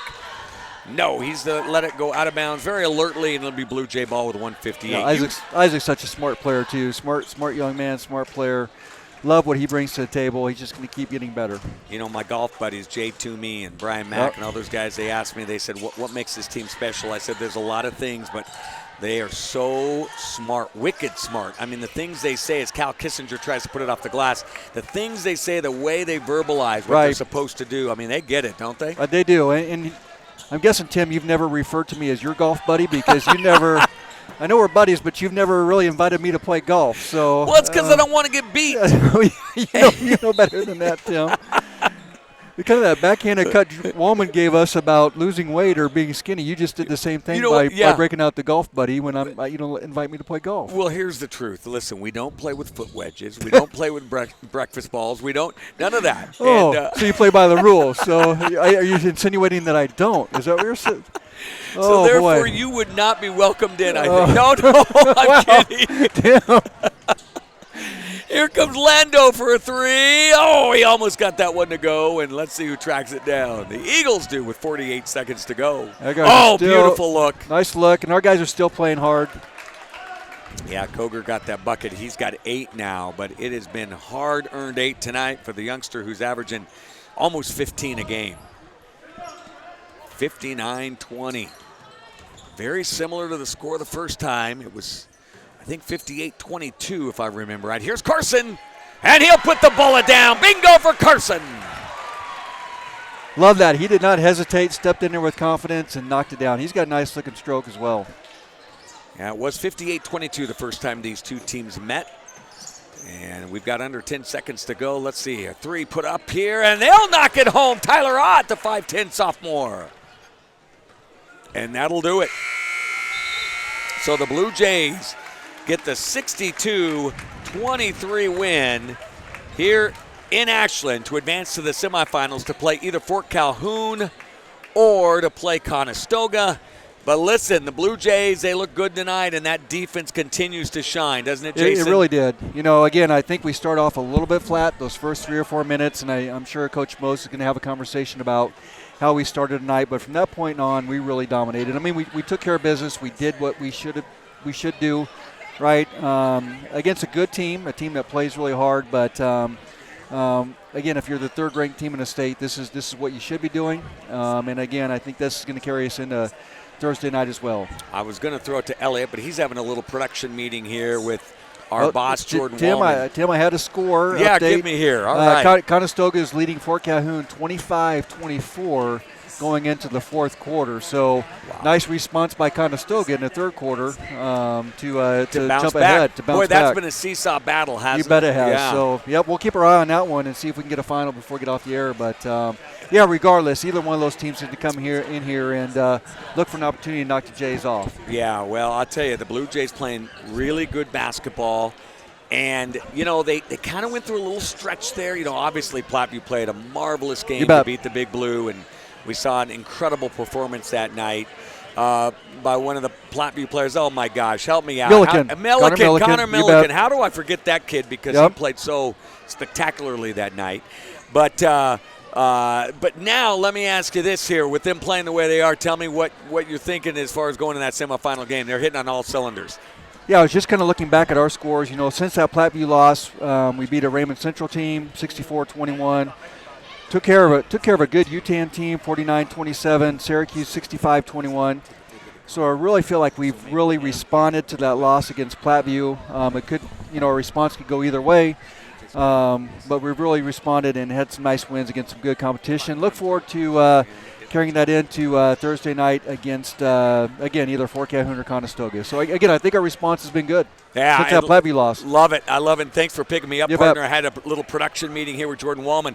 Elliot, your thoughts here. Blue Jays clicking on all cylinders going into that semifinal. That has to bode well for them, doesn't it? Mm-hmm. A little bit of a slow game to start off for the Blue Jays, but they started to pick it up, found their rhythm. Mose got them into a good game plan, picking up the pace, and after that win, they would come out slow and then pick it up think it's going to be really tough for their opponents to just figure out how to beat this team. So, Jason Elliott just said it, and I agree with him, and you alluded to it earlier. We're really picking here because the Blue Jays won 62-23. They look awfully good to go to 14-1 on the year.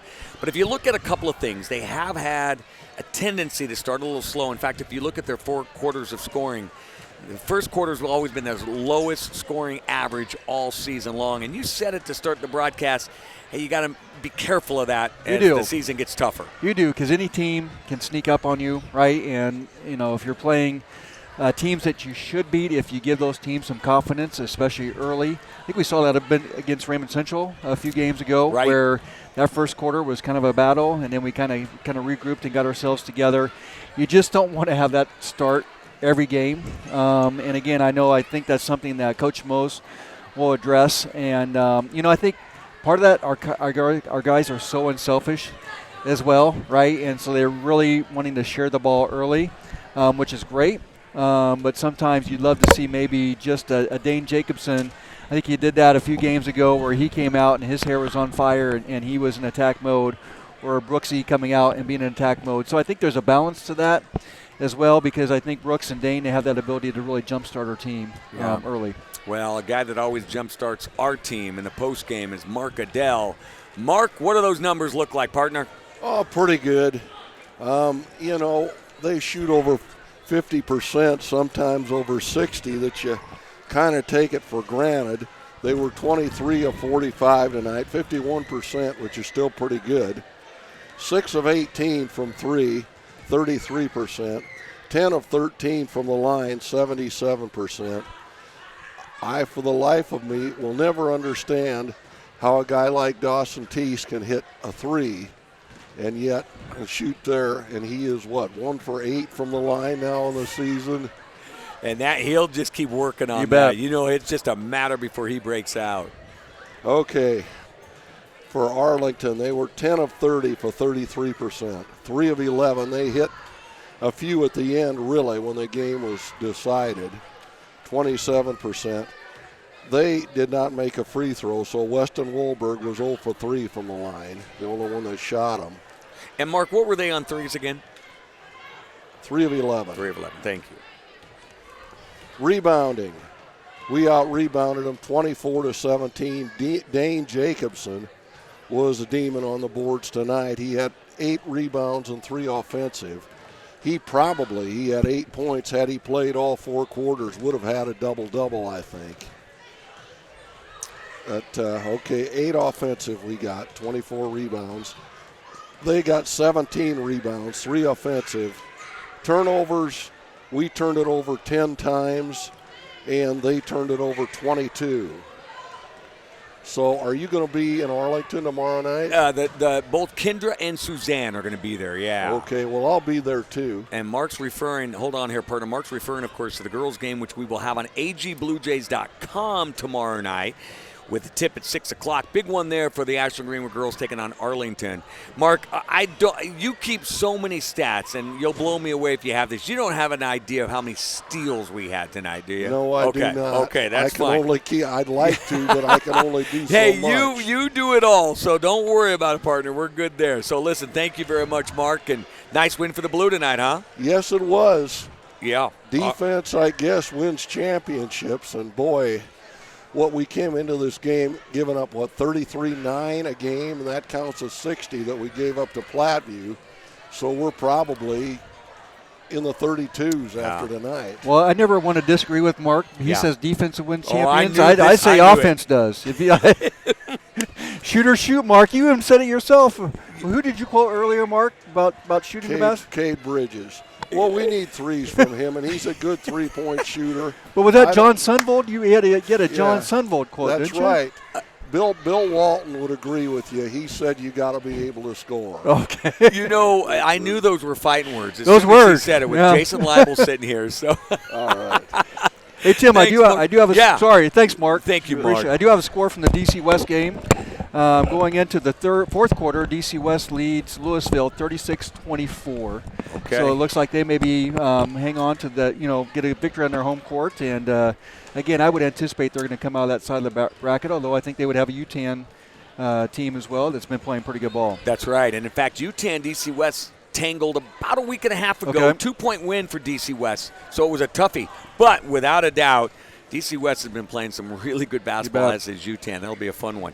Well, as we await the coaches here coming up here, let's just throw this one out as well. Listen, at one point at halftime, 7 turnovers for the Big Blue. They finished with just 10 turnovers for the game. So just 3 in the second half. They really did a good job. That's of taking care of the fantastic. ball. Again, I think, some of those early turnovers were just, I think Elliot mentioned, that just maybe not mentally being truly locked in.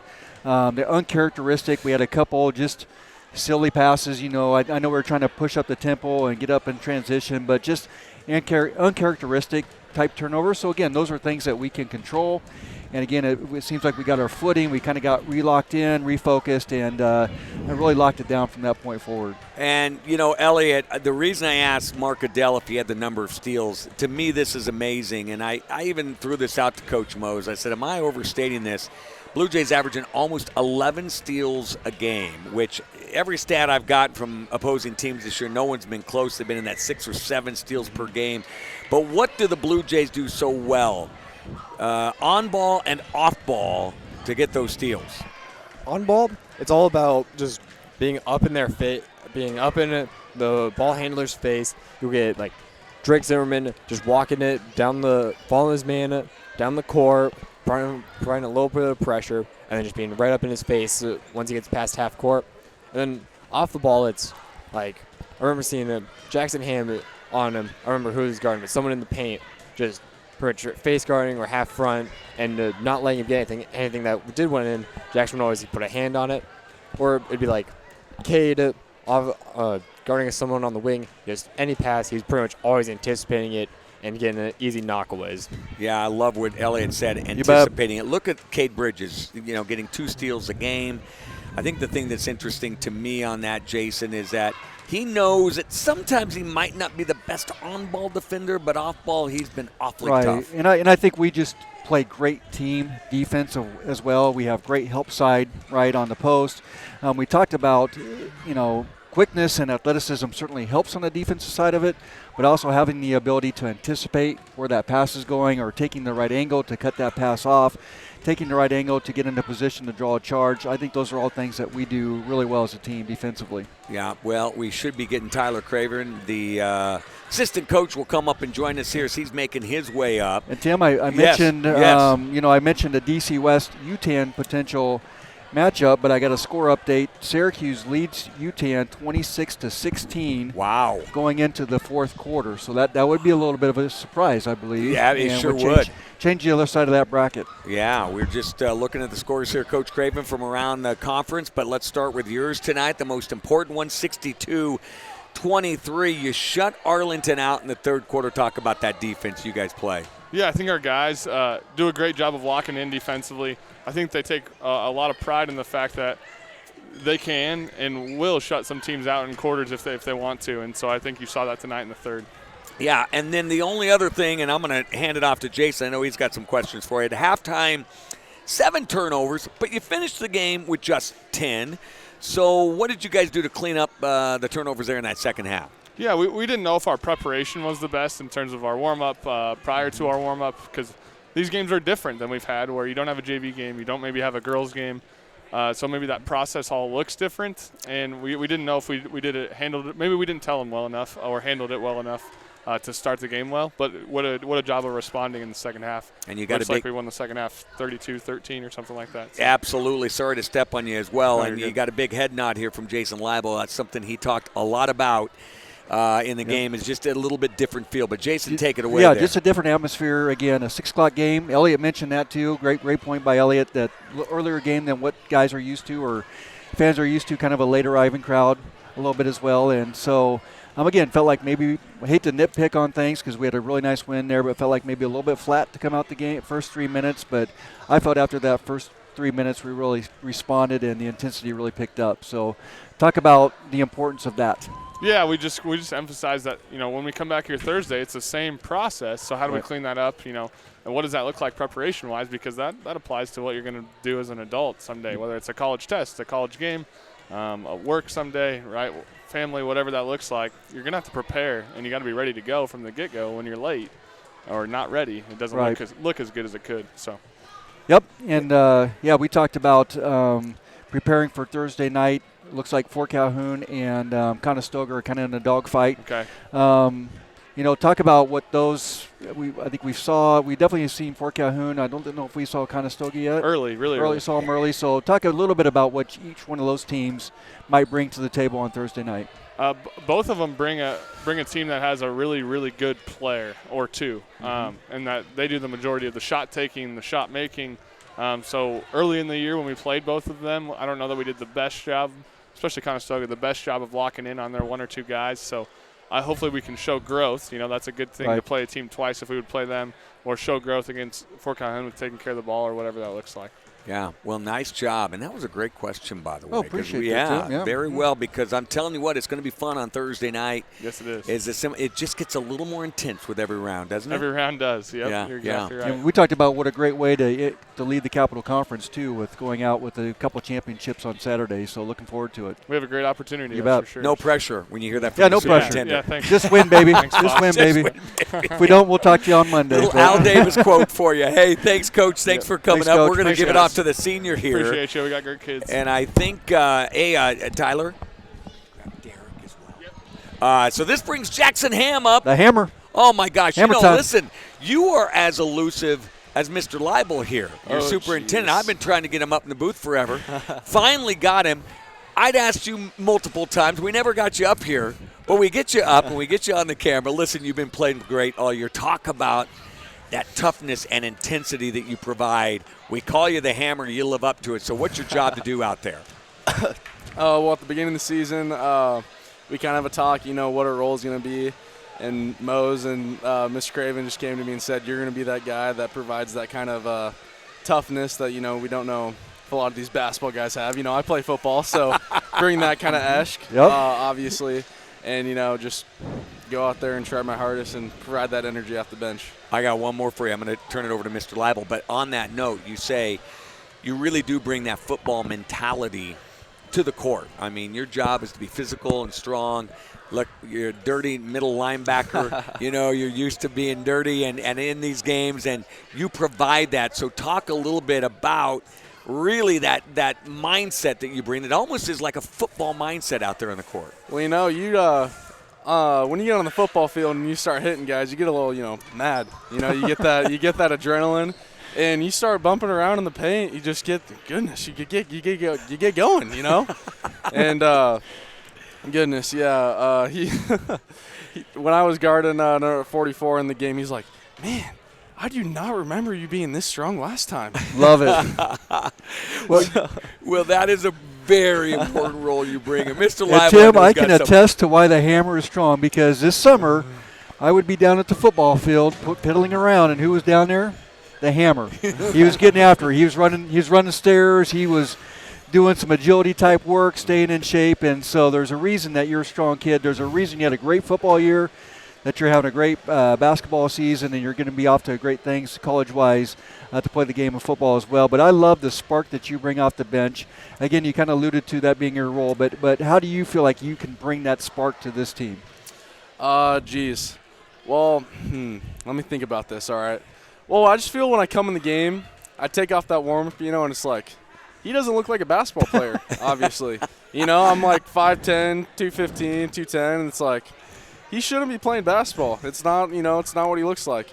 So I think it's just that kind of surprise, and, my team knows that's kind of who I am. Right. So when I get in there, they're like, we know what he's going to do. We know he's going to, bump guys around. And well, yeah. you can tell you that your teammates love you too. Love you for that. And, again, every team we talked about, every team needs that type of role player, right? That type of guy that's kind of your glue guy that's going to keep everybody together. My only other suggestion, Hammer, is maybe if you got a haircut, maybe maybe you can see the hoop a little bit better. I'm just saying, I'm not being judgmental here, but I've been telling my mom. So I got a haircut at the beginning of basketball season because I played like that's like 3 months I ago. was There, say. I played like the first 2 games. I'm like, goodness, I don't got a helmet to keep this up out of my hair. Yeah. And I thought this year, so Mo's, like my freshman, sophomore year was always, if we win a state championship, you guys can start wearing this cool stuff like headbands and Okay, that. yeah. And I'm like, all right, I got it all planned out. I'm going to wear a headband during basketball. Didn't happen, did it? Didn't happen. No, he hasn't changed that rule. Didn't So. tip to you. But you look good, man. Yeah, I'm just giving you a hard time. You always look good. So, and what I love about this guy too is I see him in the hallway. He always greets me with a great hello, a good morning. Always got a smile on his face. So thanks for bringing that to the table as well, just in general. Yeah, and don't be afraid about coming up here again next time. I You're not afraid to get out there. I won't. All right, keep up the Good game, work, buddy. partner. Keep it rolling. What a night and what a season for Jackson Hammond. We're going to let the senior hand it off to the freshman here. The big freshman. Oh my golly. Big Derek. All right. The 6'4" freshman who gets his first airtime on Strive TV. And listen, you know what, Derek, first off, great to have you up here. Yeah, it's fun to be up here. Yeah, and you're making the most of your time when you get in these games. Tell us a little bit about, we just talked about his role. How do you view your role when you get in these games in the fourth quarter?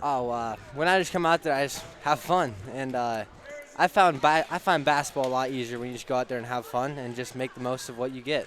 I love it. Well, clearly you guys are having some fun out there. Mm-hmm. And listen, you put up 10 points in the fourth quarter tonight, but I also want to hear that you guys see the court and you pass the ball so well. I mean, there are times where Mr. Leibel is even saying, look, some of you guys could have put the shot up, but you kick it out. You get your points, but you also see the court extremely well. So talk about where that all comes from. Yeah, we have 3 freshmen out there, so we've played since 3rd grade in counting, so we have a lot of experience. And then me, Isaac, and Ty Carey are all in the same neighborhood, so basketball in the driveway is really fun. I love it. That's a throwback, isn't it? I mean, That's we don't see that as much, but you guys will get out in the driveway and play. It doesn't have to just be, here at the school. You guys will get out and do the old pickups. It gets pretty competitive too. It's pretty fun. All right, who wins? Who wins most of the time? I don't know. Isaac blocks me off the backboard a lot, and it's tough. He's got some hops. He's got long arms. Yes, so, he does. Yeah. Well, I know Mr. first, Leibel's Derek, I got just some appreciate you coming to school today and being at the game tonight after the Cowboys lost yesterday. Yeah. So I do. I got to say I was not cheering for the Cowboys yesterday, although my Bills got beat too. So it was depressing the Bills got beat, but it was a celebration that the Cowboys got beat as well. Yeah, so I shed a couple tears last night. Did you really? But hey, what I love about you, and I mentioned on the air, is I see, being your neighbor, right? I see that gold car leave early most mornings, and I know where it's going, right? Mm-hmm. It's not going down to Casey's to buy some donuts and some chocolate milk. It's coming up to school, and you're getting your time. But you're getting your time in. So talk to me about just kind of that mentality, kind of being a gym rat. It seems like you love being in the gym, and then how that kind of correlates to success on the court. Yeah, I saw Kale. Kale set a great example, and I was in the gym with Kale a lot, and it just showed me that he does so much more. He can do so much more than he actually that just showed in the game. He has so much extra skill, and I just took a lot from him from in the gym. And it just showed me what a work ethic can do. You bet. And talk to me about. I got to assume that also brings confidence, right? Onto 100%, the floor, and it looks like you had that look in your eye, and you were being confident tonight. So.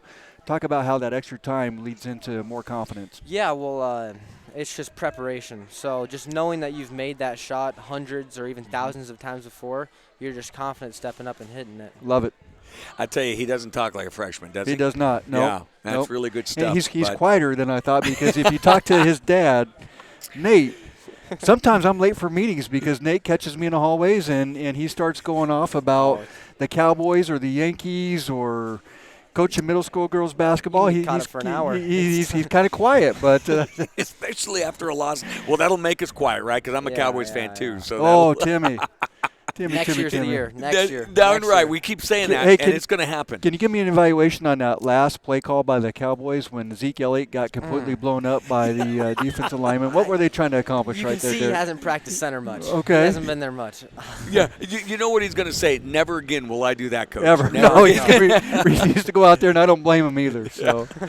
Well, DT, great game, buddy, and great season. So much fun watching you. And go get this conference championship. Go win it Thursday night, all right? Got it. Perfect. All right, buddy. We'll see you again guys. up here, I'm sure. And that means it's time for Coach Mo's, good job, to come on up here and put an exclamation point on this it is considered the longest post-game show in America, and we're living up to it. But, Coach, I'll start with you. Again, it all starts with the defense. Shut them out third quarter, hold them to 23. What did you do tonight that you saw defensively that you really liked? The same stuff we've seen most of the year. Rarely, I think, does a coach say several times that we're really, really pleased with our defense, and our kids give a great effort, and they're working hard, and they're doing a really good job defensively, but our offense isn't quite clicking like we would like it to be. So the good part is defense is obviously really important. We spend a lot of time on it. We harp on it. We want to be really, really good at it. We're on our way there. But our offense has to figure out what's going on, too. And, to start the game, one of the things that didn't help you get going out of the gate were those 7 first-half turnovers. And we saw you a couple times scratch your head down there on the sideline, maybe be a little more animated than that even at times. But overall, is that part of what's leading to some of those offensive woes, or is that just one thing of a couple things that you're working on? Yeah, just the, I don't know what I want to say, focus and being ready from the get-go. You can't start off and miss a layup, then have 3 turnovers and miss another layup.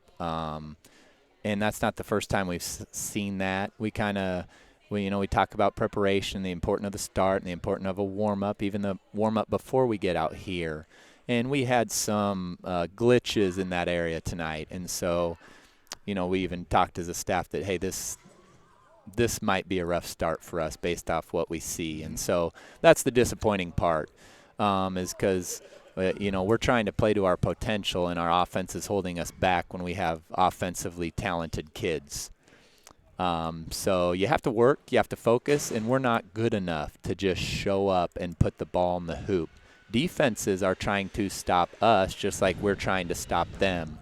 And sometimes we get a little lackadaisical, and that led to turnovers. Then that led to some missed layups. And then you start questioning certain things. Right. And then you're not playing with we called it last Friday at Syracuse, some energy, some harmony.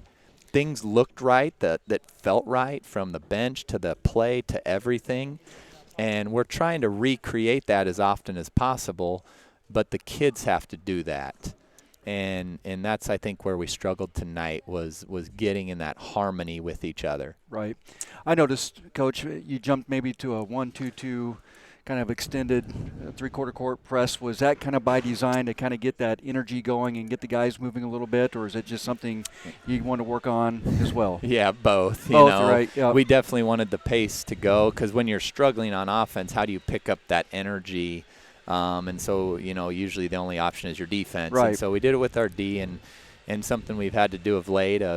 But that's what we want to do, because there's going to be a game down the road where, we're going to have to pick up the pace to get back in the game. Sure. I'd love to think we're going to be ahead in every game, and we're never going to need to come back. But chances are we're going to be down at times, and so we're going to have to work on our half-court traps and our 1-2-2 and our half-court stuff and do well in all that stuff, because like we mentioned to the kids, if we don't want to have one of these slow starts here in some of the games coming up, because there may not be enough possessions to recover. Sure. So. And we certainly know the competition is going to get better as we get further into this conference tournament. Looks like Fort Calhoun and Conestoga were in a dogfight. 25-24, Conestoga was up going into the fourth quarter. So we asked Tyler kind of the same thing. Talk to me a little bit about what those two teams, I think we saw both of them, right? What are, just really quickly, what are each one of those teams going to bring to the table? And I'm going to just interrupt you really quick. Just got an update by Jordan Wallman. Yep. Conestoga ended up winning that game, okay. So you might just focus. Conestoga, yeah. yep. Okay. Yeah. I think either team, presents, guard heavy. Yeah. Conestoga has a couple really good guards that we're going to have to do a good job defensively on and continue our good defensive play. And with that, we're going to have to find that spark on our offense, that desire to be really, really good. Not just, okay, we can't be scoreboard watchers and go, well, yeah, this happened, so it's not a big deal because the score says. We're trying not to be results-based in the outcome of the game, but more like what we see and what we're doing and what led to that basket or what led to that turnover, and let's fix that if it's the turnover, and if it's a positive play, then let's recreate what we did. So I like it. Well, listen, You got the 62-23 win. We'll be back at it Thursday night. Nothing like conference basketball, conference tournament basketball. Is there? This is good stuff. And the last year. It's busy. It is. It is a busy time, isn't it? So you'll be on, I know, scouting and getting into huddle tonight. So we're going to let you go do some of that. But thanks for coming up, and congrats on the win. Good job, Coach. Thanks for calling the game. You bet. Jake Mose, his team improves to 14-1. And Jason, I'll give you the final word here on this one and the victory tonight. Well, when Kevin Meyer starts pushing in the bleachers and blowing up as a blower, that means our post game might have went a little bit longer. I know. But no, I think, again, Coach Mose kind of said it came out a little bit flat. You know they're going to make some adjustments for that 6 p.m. game Thursday night against Conestoga to not repeat that habit, right? And so I think we're going to come out a little bit different mentality. We talked a lot about preparation. I think we're going to come out more prepared, and not prepared in the sense of X's and O's, but more prepared as far as we're ready to compete and ready to battle and getting off to a good start. So looking forward to Thursday. I think Conestoga, again, must have played well tonight, and conference tournament, anything can happen. Absolutely. They got some shooters over there in Conestoga. It's going to be fun. So, folks, we will see you Thursday night with tip at 6 o'clock. Get here to the Birdcage. If you can't, we've got you covered here on Strive TV. Well, I've got an incredible crew to say thank you to. The great stat man, Mark Adell. Of course, our talented junior, Elliot Gosson. Our producer, Jordan Wallman. And, of course, the man from Lewiston, Nebraska, Jason Leibel. I'm Tim Washburn saying so long. We'll see you Thursday.